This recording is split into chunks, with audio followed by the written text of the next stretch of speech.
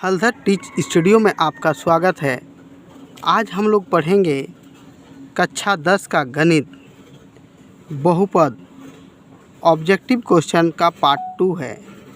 Part 1 हम लोग पहले वीडियो में सॉल्व किए हैं। जैक बोर्ड का 2025 के लिए बहुत ही इम्पोर्टेंट क्वेश्चन है। जो क्वेश्चन मैं सॉल्व करा रहा हूँ इसी में से 100% गारंटी कह रहा हूँ यही सब क्वेश्चन आएगा बोर्ड में। देखिए प्रश्न संख्या 1, बहुपद x² माइनस 3x का शून्यक है। इसको अगर हम लोग सॉल्व करते हैं तो x² माइनस 3, चूँकि ये a² माइनस b² के फॉर्म में लाना है इसलिए x² माइनस √3 का स्क्वायर, यानी a माइनस बी होता है a प्लस बी और a माइनस बी। तो हम लोग लिख सकते हैं x प्लस √3 और x प्लस √3। x प्लस √3 बराबर 0 और x माइनस √3 बराबर 0। तो x बराबर हो जाएगा माइनस √3 और x बराबर हो जाएगा प्लस √3, यानी रूट्स जो है हम लोग का हो जाएगा माइनस √3 और √3, जो कि ऑप्शन नंबर डी में है। प्रश्न संख्या 2, बहुपद t² माइनस 15 का शून्यक है। सेम क्वेश्चन है, ऐसे ही सॉल्व करेंगे। a² माइनस b² के फार्मूला होता है a plus b a minus B.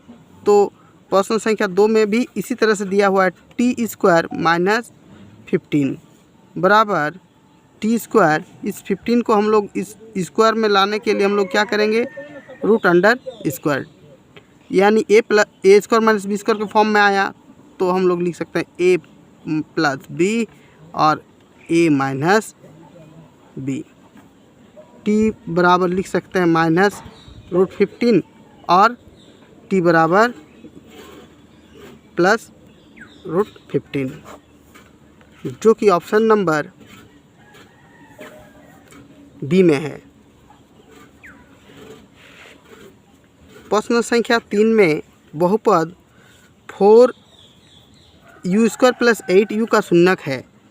4u² plus 8u, चूँकि ये क्वेश्चन द्विघात समीकरण में द्विघात बहुपद में है इसलिए इसमें 2 रूट्स होगा, यानी 2 शून्यक हो सकता है इसमें। अगर रेखिक रहेगा तो 1 होगा, त्रिघात में रहने से 3 शून्यक होगा। तो इसमें इसको हम लोग सॉल्व करेंगे। 4u कॉमन लेने से क्या बचेगा, u प्लस 2। 4u बराबर 0 और u प्लस 2 बराबर 0।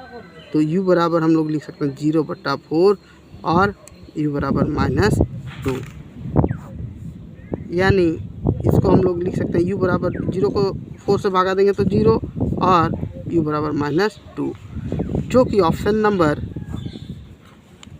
0 और -2 कहाँ पर है, 0 और -2, जो कि ऑप्शन नंबर सी में है।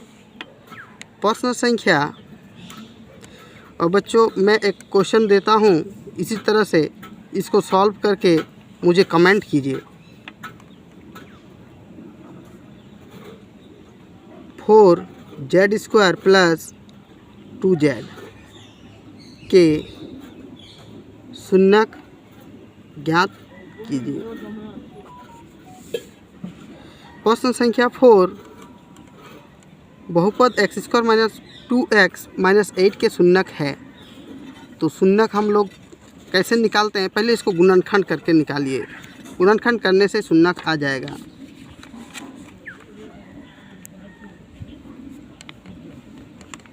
x² माइनस 2x माइनस 8, इसको इससे गुना करेंगे तो 8 होगा। 8 को ऐसे तोड़ेंगे कि जोड़ने व घटाने से 2 आना चाहिए, -2, 2 4 8, यानी -4x प्लस 2x करेंगे तो क्या होगा, -2x। तो देखिए x² तो वैसे ही रहेगा, 2x के जगह पर हम लोग लिख सकते हैं -4x plus 2x minus 8। x² चूँकि x दोनों में है, दोनों जगह है, तो x कॉमन ले सकते हैं, x -4 और 2 इसमें से कॉमन जाएगा तो x माइनस 4, x माइनस 4 और x प्लस 2। इसको अगर हम लोग ऐसे लिख सकते हैं x माइनस 4 इक्वल टू 0 और x प्लस 2 इक्वल टू 0। तो x बराबर हो जाएगा 4 और x बराबर हो जाएगा माइनस 2, जो कि ऑप्शन नंबर सी में है, -2 और 4। प्रश्न संख्या 5, 3x² माइनस x माइनस 4 को अगर हम लोग सॉल्व करते हैं, गुणनखंड सेम चीज़ है। अगर हम लोग इसको सॉल्व करते हैं 3 चौके 12 को हम लोग अगर अभाज्य गुणनखंड के रूप में तोड़ते हैं तो कितना होगा, 3 चौके 12। और चूँकि हम लोग को माइनस x लाना है तो बड़ा वाला संख्या को हम लोग पहले माइनस में रखेंगे, -4x प्लस 3x, तो हम लोग लिख सकते हैं -x। तो यहाँ पर देखिए 3x² माइनस x माइनस 4, तो x के जगह पर हम लोग लिख सकते हैं 3x² माइनस x के जगह पर हम लोग लिख सकते हैं 4x प्लस 3x माइनस 4, यानी x अगर कॉमन जाएगा तो क्या होगा, 3x माइनस 4, 1 हम लोग कॉमन लेंगे, 3x माइनस 4, 3x माइनस 4 और x plus 1 equal to 0, 3x minus 4 equal to 0 और x plus 1 equal to 0। 3x बराबर 4 और x बराबर हम लोग क्या लिख सकते हैं, -1। x बराबर हम लोग लिख सकते हैं 4/3 और x बराबर -1। तो प्रश्न संख्या 5 का सही आंसर हो जाएगा 1 का -1 और 4/3, -1 और 4/3। x का क्या है, -1 और 4/3, जो कि 5 का ऑप्शन नंबर ए सही है। द्विघात प्रश्न संख्या 6, द्विघात बहुपद ax² plus bx plus c के शून्यकों का योगफल क्या होगा। तो योगफल हम लोग जानते हैं, शून्यकों का योगफल होता है अल्फ़ा प्लस बीटा बराबर -b/a, और गुणफल जो होता है अल्फ़ा इंटू बीटा बराबर c/a। ये हम लोग का फार्मूला है। देखिए इसमें क्वेश्चन में पूछा गया शून्यकों का योगफल क्या है। तो शून्यकों का योगफल अल्फ़ा और बीटा 2 ठो शून्यक है, इनको जोड़े हैं, यानी जोड़ने का मतलब ही है योगफल। क्या लिखेंगे, -b/a। ऑप्शन नंबर कहाँ पर दिख रहा है इसका, ऑप्शन नंबर बी है सही आंसर। प्रश्न संख्या 7 में पूछा गया है द्विघात बहुपद ax² plus bx plus c के शून्यक के गुणफल होंगे। तो 2 ठो शून्यक अल्फ़ा और बीटा अगर है तो इसका गुणफल हो जाएगा c/a, जो कि ऑप्शन नंबर हम लोग का सी में दिखाई दे रहा है। प्रश्न संख्या 8 में क्वेश्चन है द्विघात बहुपद x² प्लस 7x प्लस 2 के शून्यक का योगफल क्या होगा। योगफल जो होता है इसमें हम लोग देखेंगे x² बराबर,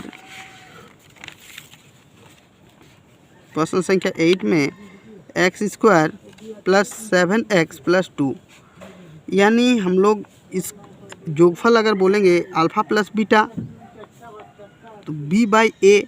तो अगर हम लोग इसको द्विघात बहुपद के रूप में तुलना करते हैं ax² plus bx plus c, इससे अगर हम लोग तुलना करते हैं इसको तो हम लोग को मिल जाएगा a जो है 1, b जो है 7 और c बराबर 2। तो इसमें आप रखिए -b कितना है 7 और a कितना है 1, यानी -7 क्या निकला है, शून्यकों का योगफल। तो शून्यकों का योगफल हम लोग का हो जाएगा -7, जो कि ऑप्शन नंबर बी में है। प्रश्न संख्या 9 में द्विघात बहुपद x² प्लस 7x प्लस 2 के शून्यक के गुणफल। गुणफल जो होता है हम लोग अभी बताए, गुणफल जो होता है अल्फ़ा इंटू बीटा बराबर होता है C/A। ऊपर के क्वेश्चन में मैंने सॉल्व किया था, अल्फ़ा प्लस बीटा यानी शून्यकों का योगफल और गुणफल बता चुके हैं। तो C जो है हम लोग का क्या है 2 और A कितना है 1, इसको इससे भागा देंगे तो 2 हो जाएगा। यानी क्वेश्चन नंबर 9 का ऑप्शन नंबर C सही है। प्रश्न संख्या 10, द्विघात बहुपद 3x² + 5x - 2 के शून्यकों का गुणफल क्या होगा।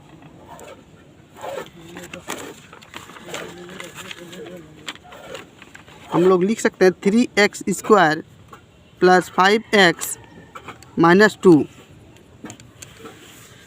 क्वेश्चन पूछा है गुणफल, तो गुणफल के लिए हम लोग जानते हैं होता है alpha into beta C/A। C कितना है -2 और A कितना है 3।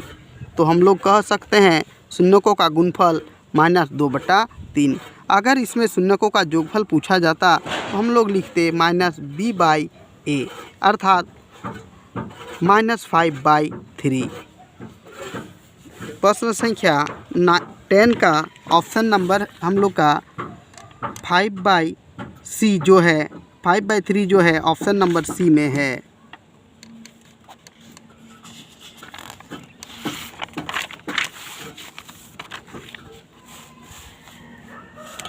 प्रश्न संख्या 11 यदि द्विघात बहुपद के शून्यकों का योगफल -3 और गुणफल 2 हो तो द्विघात बहुपद क्या होगा। देखिए इसके लिए द्विघात बहुपद का एक फार्मूला मैं बता देता हूँ जो बहुत ही शॉर्ट टाइम में बना सकते हैं। x² alpha plus beta x और अल्फ़ा इंटू बीटा। यहाँ देखिए अल्फ़ा प्लस बीटा जो है हम लोग का क्या है शून्यकों का योगफल और अल्फ़ा इंटू बीटा जो है शून्यकों का गुणफल। तो इसमें देखिए क्या बोला गया द्विघात बहुपद। द्विघात बहुपद बराबर हम लोग ये वाला फार्मूला में रखेंगे। क्वेश्चन नंबर 11 में शून्यकों का योगफल -3 है, यानी अल्फ़ा प्लस बीटा जो है हम लोग के पास -3 और अल्फ़ा इंटू बीटा जो है हम लोग के पास दिया हुआ है 2। द्विघात बहुपद बराबर लिख सकते हैं x² - alpha plus beta x plus alpha into beta. x² alpha plus beta जो है हम लोग के पास है -3x और alpha plus beta alpha into beta जो है हम लोग के पास 2 है। तो हम लोग लिख सकते हैं x² माइनस और माइनस प्लस हो जाएगा +3 और 2 जो कि ऑप्शन नंबर A में है। प्रश्न संख्या 12 में द्विघात बहुपद के शून्यकों के योगफल 0 है और गुणफल √5 है तो द्विघात बहुपद होगा। बच्चों मैंने इस तरह का क्वेश्चन ऊपर में भी बता दिया हूँ, तो आप लोग क्वेश्चन नंबर 12 को खुद से सॉल्व कीजिए। अगर नहीं होता है तो मैं सॉल्व कर दूंगा, कमेंट कीजिए। प्रश्न संख्या 13 में भी इसी तरह से है, योगफल 1 है और गुणफल 1 है तो द्विघात बहुपद होगा। तो सेम क्वेश्चन है प्रश्न संख्या 12 और 13, आप लोग सॉल्व कीजिए। प्रश्न संख्या 14 जो है ग्राफ y = px में शून्यकों की संख्या।